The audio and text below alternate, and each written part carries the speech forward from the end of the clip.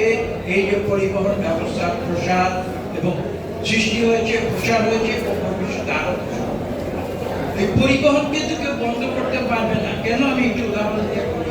আপনাদের মনে আছে এখন থেকে 2 বছর আগে করোনার একটা অবস্থা ছিল।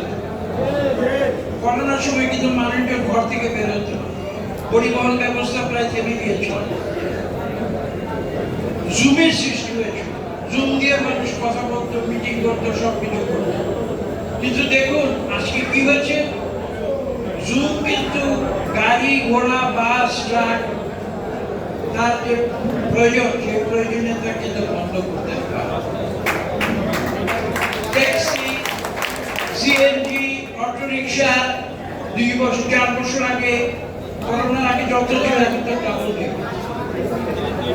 তখন অনেকে মনে করেছিল 2 বছর যে আমরা ঘরে বসে সব কাজ করতে পারবো, আমাদের চলাফেরা করতে হবে না। কিন্তু এই তথ্য সঠিক হয়নি। তার করোনার পরে কিন্তু মানুষের চলাফেরা আরো অনেক বেড়ে গিয়েছে এবং মানুষের যেটা আমি বলেছি একজন আরেকজনের সামনাসামনি। আজকে এখানে আমি কেন এসেছি, এই যে আপনাদের সঙ্গে সামনাসামনি কথা বলবো। আমি যদি আজকে জুমের মাধ্যমে বলতাম আপনারাও কিন্তু আনন্দ পেতেন না, আমিও আনন্দ।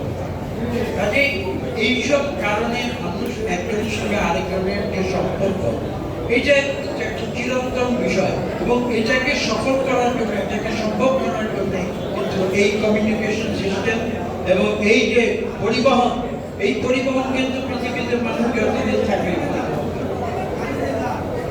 আপনারা যে দায়িত্ব পালন করছেন এটা অত্যন্ত গুরুত্বপূর্ণ।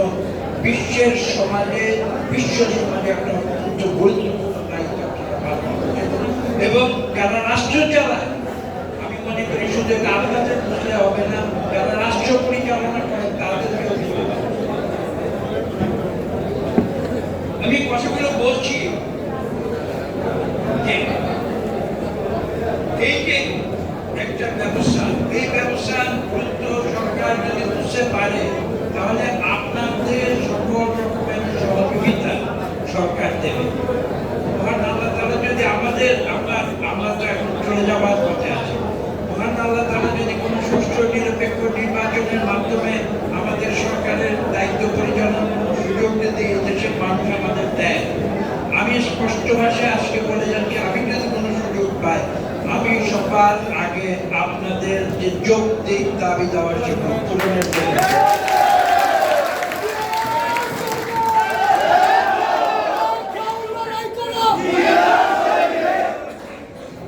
কেন আমি যে শুধু গাড়ি চালক সেই কারণে, আমি গাড়ি চালকদের গুরুত্ব সেটা আমি বুঝতে পারি। দেখুন আপনারা একটা কত রকমের দায়িত্ব গুরুত্ব আপনাদের বিভিন্ন দিক থেকে।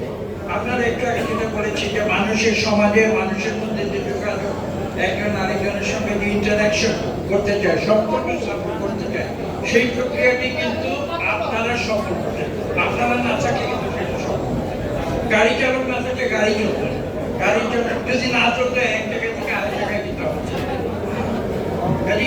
এই একটা গুরু দায়িত্ব আপনারা পালন করছেন, কিন্তু তার পাশাপাশি আরো কিছু গুরু দায়িত্ব আপনারা পালন করছেন। আমি সেটা সংক্ষেপে একটু, সমাজে যে কিছু বিশেষ বিশেষ অংশ রয়েছে, যেমন বৃদ্ধ, নারী, দৈহিকভাবে অসুস্থ, যারা পাবলিক ট্রান্সপোর্ট করেন, বাস, তারা কিন্তু বাস ব্যবহার করার ইচ্ছা থাকলে বাস ব্যবহার করতে পারবে না।